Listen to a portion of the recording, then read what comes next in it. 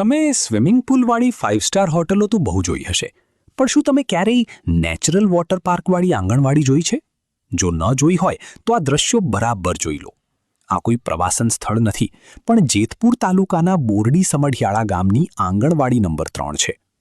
અરે સાહેબ, સરકાર ડિજિટલ ઇન્ડિયા અને સ્માર્ટ ક્લાસની વાતો કરે છે, પણ અહીં તો જુઓ, બાળકો માટે આંગણવાડીના દરવાજે જ વોટરપ્રૂફ સુવિધા કરી દેવામાં આવી છે.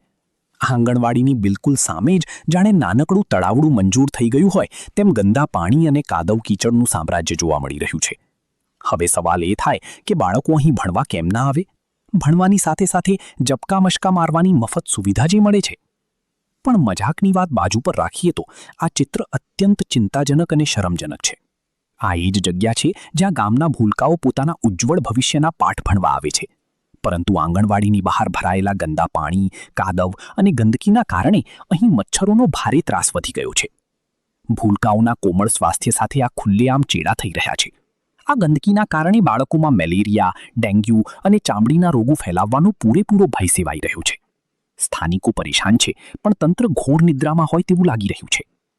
ત્યારે સૌથી મોટો સવાલ એ થાય છે કે શું જવાબદાર અધિકારીઓ કોઈ મોટી બીમારી ફેલાય તેની રાહ જોઈ રહ્યા છે? બાળકોના સ્વાસ્થ્ય સાથે આવી લાપરવાહી ક્યાં સુધી ચલાવી લેવાશે? ગામના સરપંચ અને તાલુકા વહીવટી તંત્ર આ ગંદકી હટાવવા માટે ક્યારે જાગશે? હવે જોવાનું એ રહેશે કે આ વિડીયો વાયરલ થયા પછી તંત્ર કુંભકર્ણની નિદ્રામાંથી જાગીને આ ગંદકી સાફ કરાવે છે કે પછી પરિસ્થિતિ જેસી થી જ રહેશે?